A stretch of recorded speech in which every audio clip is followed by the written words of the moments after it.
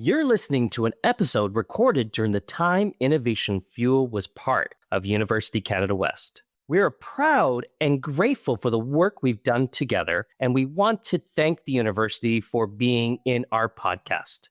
We are now excited to continue the journey of Innovation Fuel into its next chapter. Thanks for listening. Hello, everyone, and welcome to Innovation Fuel, the podcast that brings you fantastic stories from entrepreneurs and key industry professionals. I am Dave Kiran. And I am Gelareh and we are educators, entrepreneurs, and your hosts. Innovation Fuel is our weekly business podcast brought to you by University Canada West. Each week, we explore diverse business models, entrepreneur journeys, experts' insight, and managerial challenges, and how companies stay agile and innovative during COVID-19. Check out our episodes at www.ucanwest.ca/innovationfuel. Welcome back, Paul. We are going to have another episode with you, and because you were so fantastic, and we have so much questions about the fundraising. Yes. We totally do. We had so much knowledge that we picked up on this pitching. I'm like, I'm going out to pitch. We're going to have to go out and try practice our pitching, Gelareh.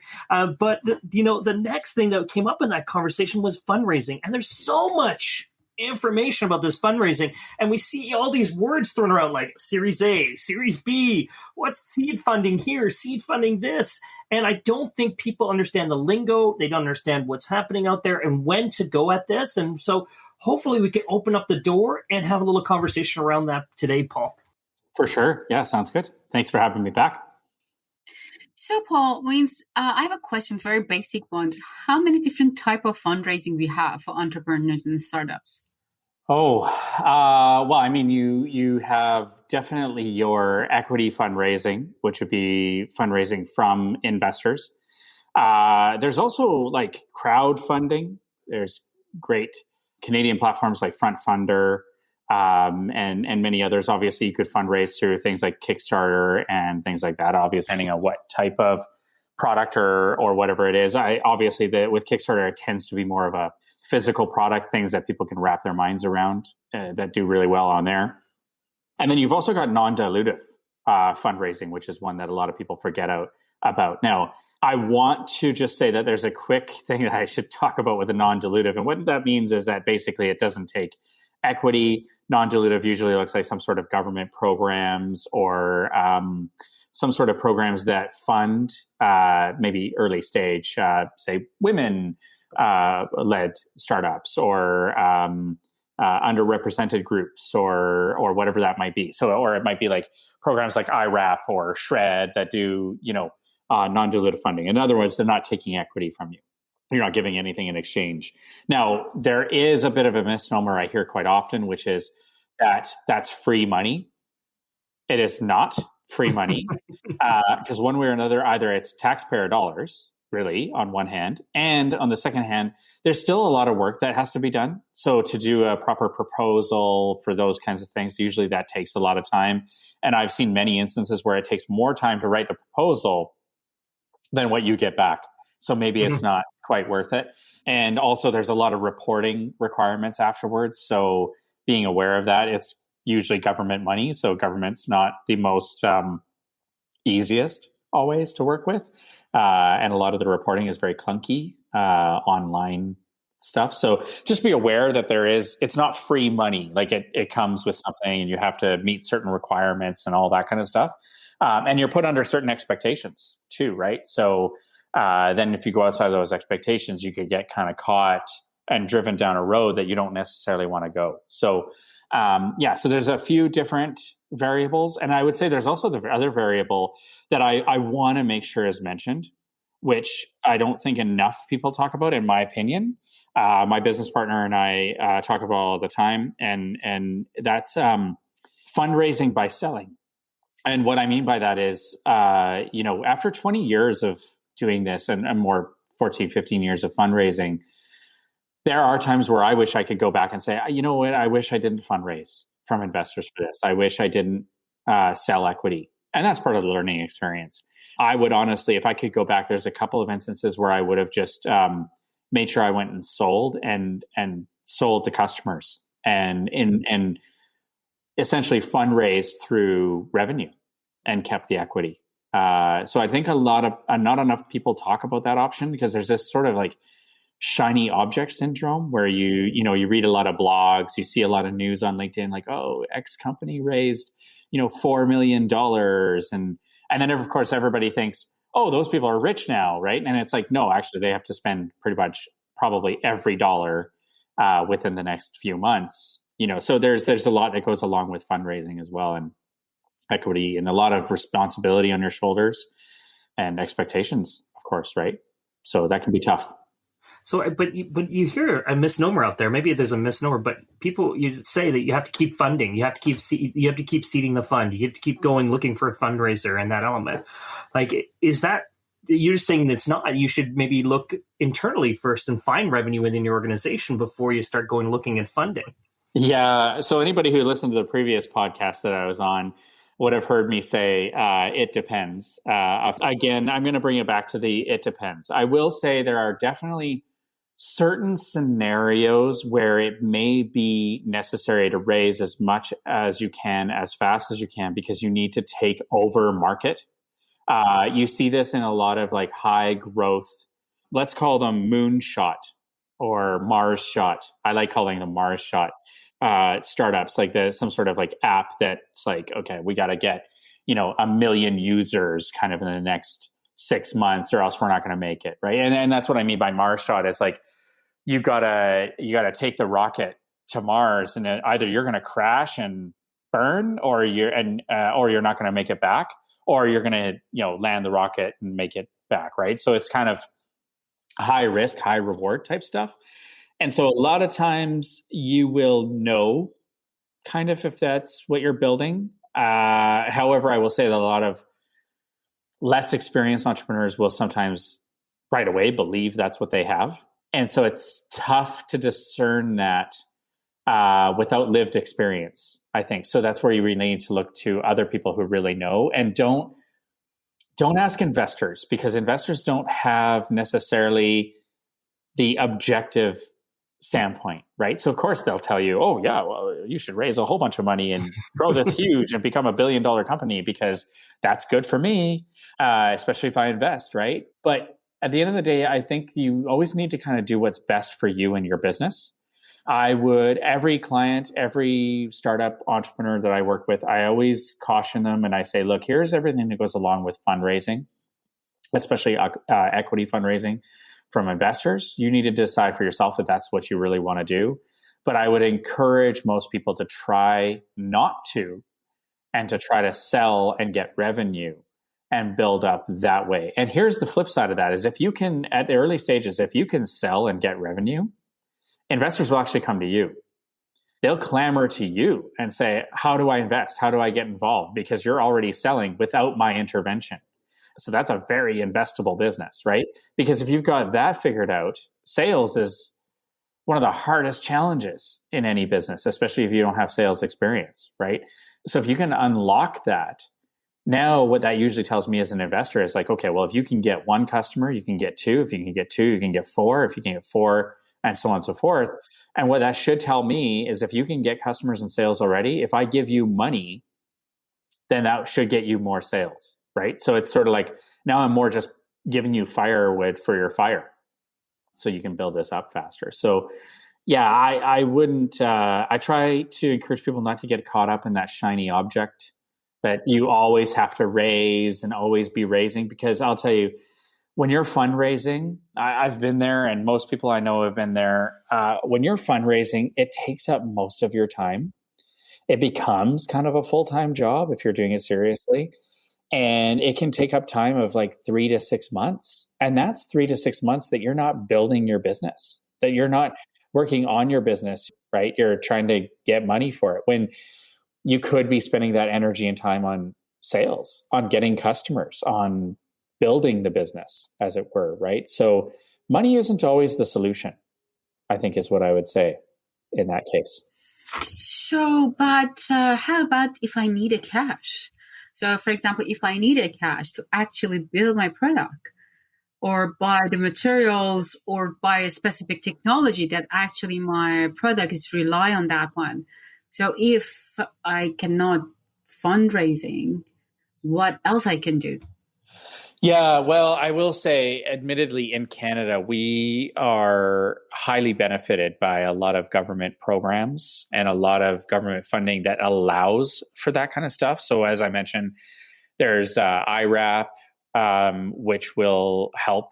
They provide government funding to support a lot of that stuff. Obviously, the idea is that usually they'll invest or they'll fund based on progress and based on evidence that you have a real business, you've got some product market fit, and usually they'll do it on a project basis. So they'll say, okay, well, if you've gotten to this part. So, I had a business once, my retail tech company, that we got funding from IRAP as an example, because we'd already built the product. We had a dozen customers, but to get more customers and get them in and on the platform faster, we needed cash to speed up the development of our onboarding, because we wanted to create some light touch onboarding elements within the platform so that when users logged in for the first time, it would tell them, okay, first thing to do is this, next thing to do is this.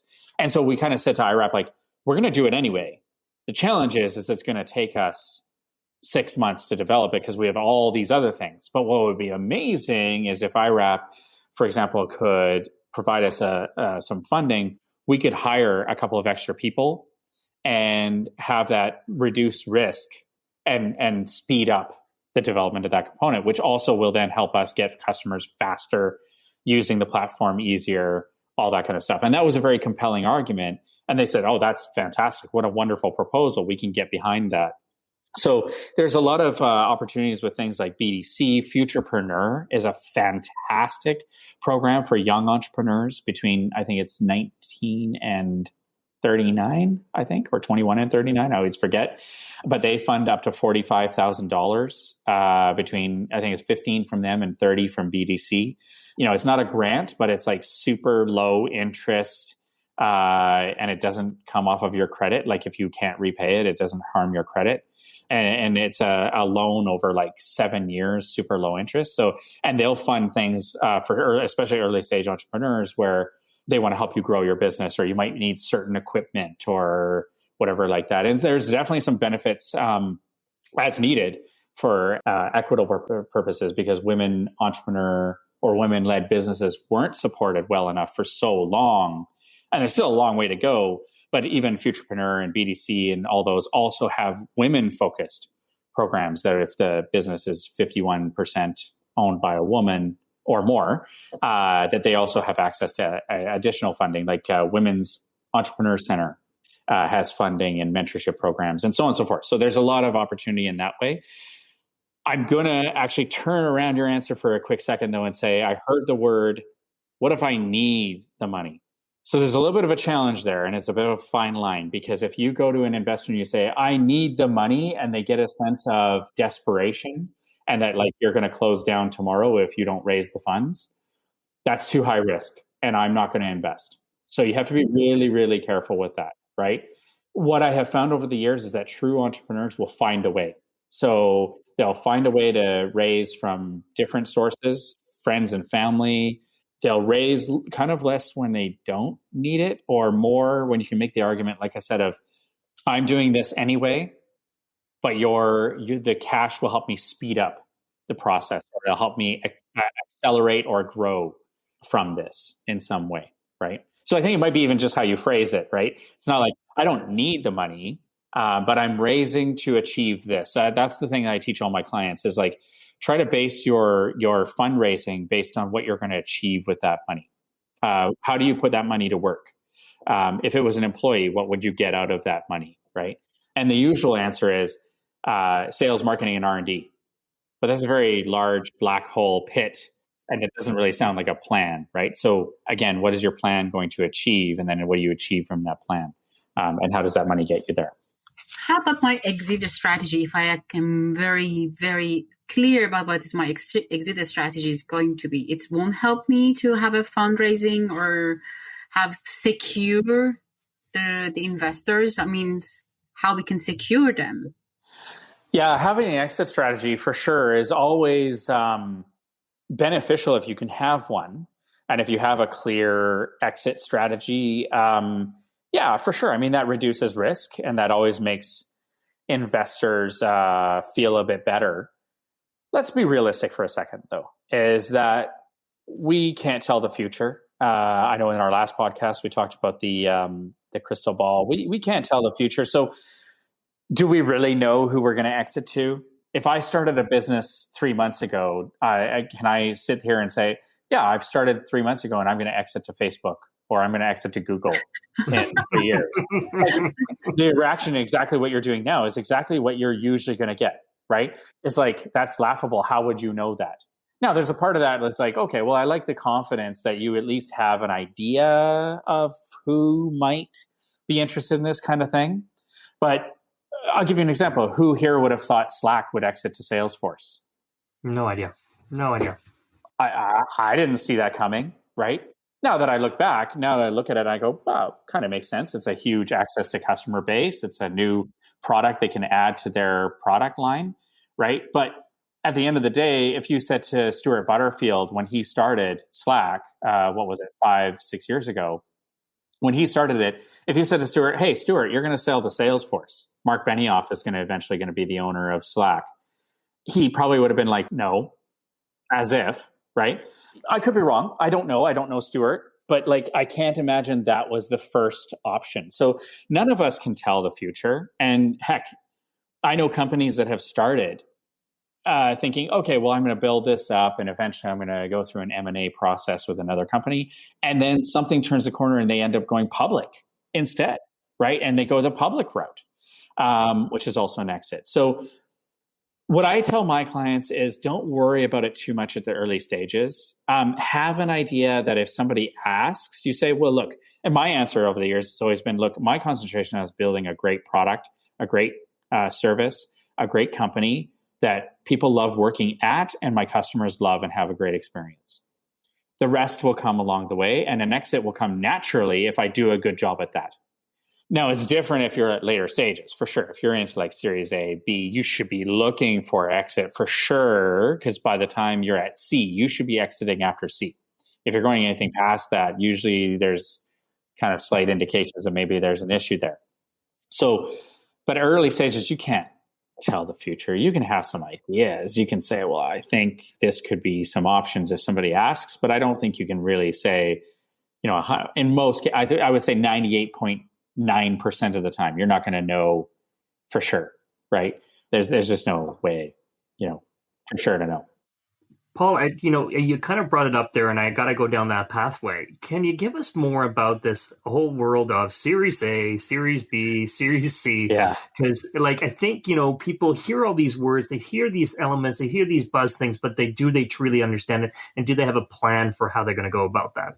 For sure. And I'm glad you asked that, because this is something that I hear as confusion all the time. It's something that comes up quite often. And even at our pitch events, now after hosting 102 of them as Volition, and then even being part of other ones. And the question that comes up, or a statement and question that comes up a lot for me is, oh, Paul, I'll sit down with a client even, and they'll say, well, I need introductions to VCs. And they'll have just started the business a year ago and are like raising their first round ever. And I'll say, okay, well, hold on. Let's just define this for a second. Like, this is the confusion. A lot of people equate investors automatically with VCs, right? Now, there's a big difference. And I want to make this very clear because I had to learn this early in my career. There's a difference. There's obviously your early round, which I always call the FFF round, friends, family, founder.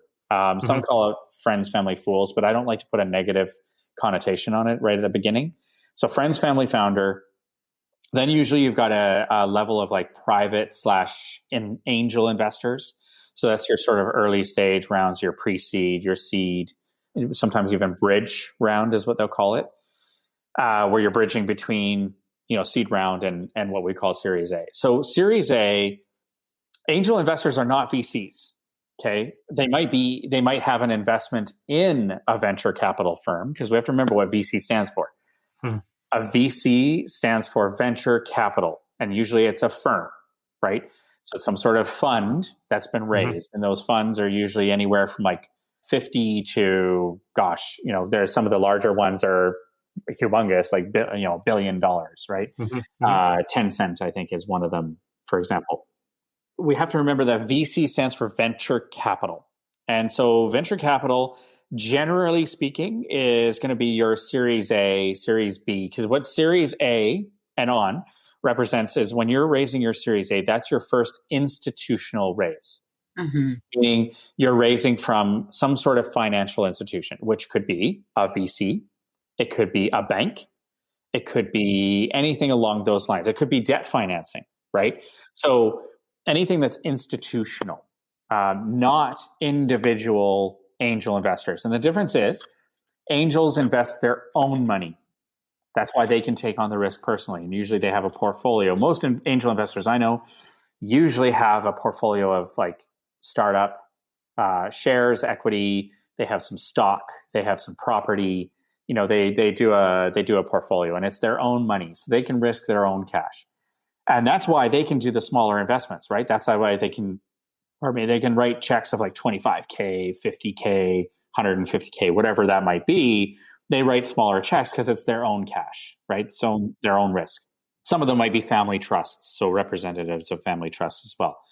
But then at VC level, that's actually people that are representing funds. So they're investing other people's cash, right?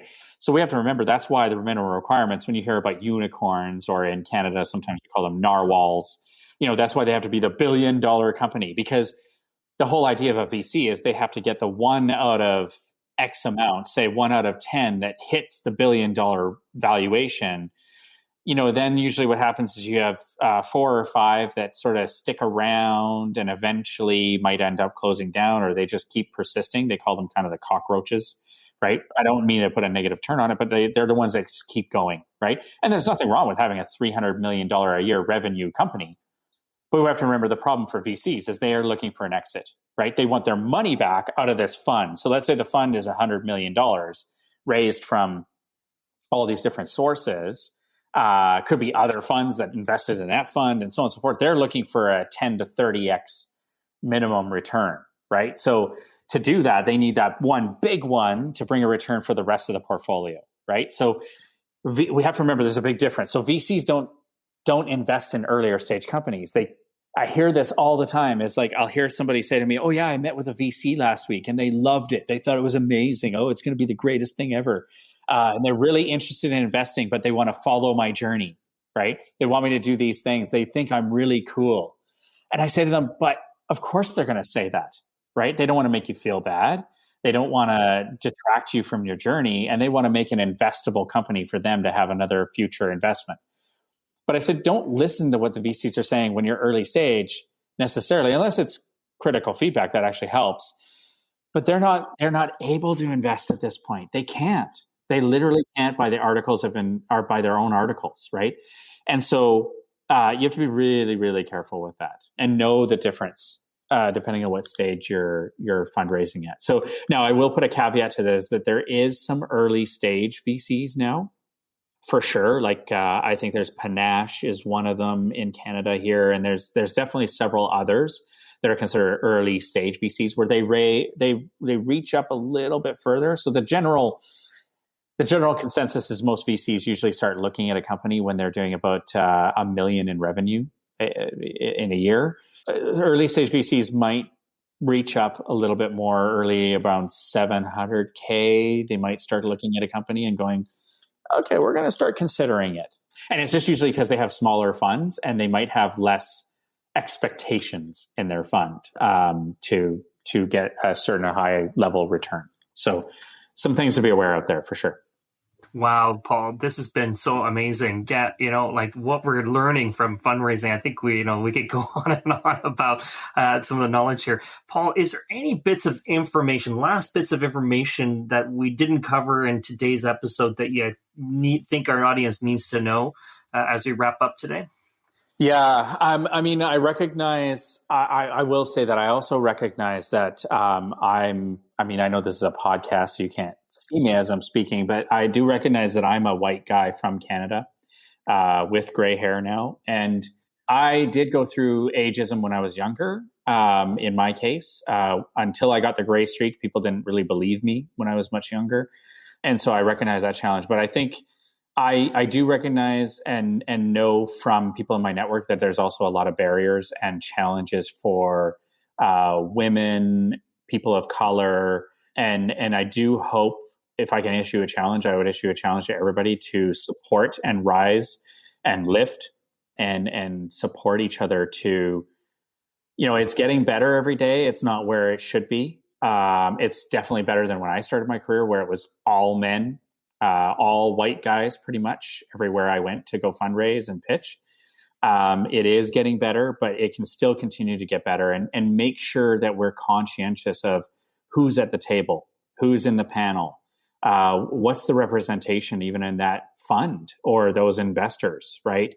And let's all do a better job of that. Now, again, I'm saying that as a white guy, and I recognize that, but I do recognize from people I'm working with and my community and my, everyone around me, I hear a lot about this and I do recognize those barriers, and they do exist. So, but there's a lot of people out there trying to make a change, which is great.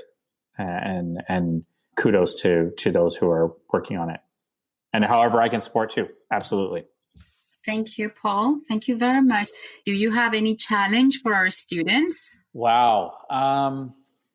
In this case, this is a tough one. I guess, this is kind of probably a stretch challenge. I would say for sure that if you decide to build a business and go into that entrepreneurial journey, seek advice. Don't get caught up in the shiny objects. I think I challenge you not to get caught up in that shiny object of TechCrunch where, every company is raising millions of dollars. That's actually not as realistic as you think. That's probably one in every 100 companies that's doing that. I will say again that there's nothing wrong with building a company that makes $300, $400 million a year, provides a great customer experience, and people love working at that company. I don't think there's enough of that and enough of a spotlight on that, in my opinion. And so it's not always necessarily about the fundraising and about the exit, unless that's your goal and strategy, for sure. By all means, I'm not going to deny you that, but I challenge you to think outside of the box and not do what everybody else is doing. I love it. Perfect. We've got two big challenges there, my friend, because you challenged that before too, because we got to figure out this diversity thing. Mm-hmm. And then that's another thing that we can challenge here in this element, along with what you just mentioned. My friend, it has been great. Thank you so much for your time, your knowledge. I can't wait to get you into our new community when it launches and after COVID. And I'd love to do some more things with you, pitching and bringing you in front of our students in our community. Thank you again, Paul. Yeah, no, thank you. I appreciate it. Thanks for having me. Thank you. Thank you, Paul. Thank you, Dave. And that was another episode of Innovation Fuel Podcast. To all entrepreneurs and managers out there, we have ambitious students here at UCW who would love to hear from you and help you with your business through our internship, our capstone program. If you think you have a wonderful story or a challenge that you want to share with our students and our audience that you think they can benefit from, we want to hear from you. We want that information. We want you to be a part of this show. We also want you to join our mentorship program. We've got a great mentorship program to help students as they move on their educational journey towards getting into a career or launching a new opportunity. So reach out to us, connect with us at www.ucanwest.ca/innovationfuel. You have just listened to the Innovation Fuel podcast with your hosts, Dave and Gelareh. Subscribe to our podcast on Apple, Google, or Spotify. Join us next week for another innovative story. Thank you for listening and have a great week.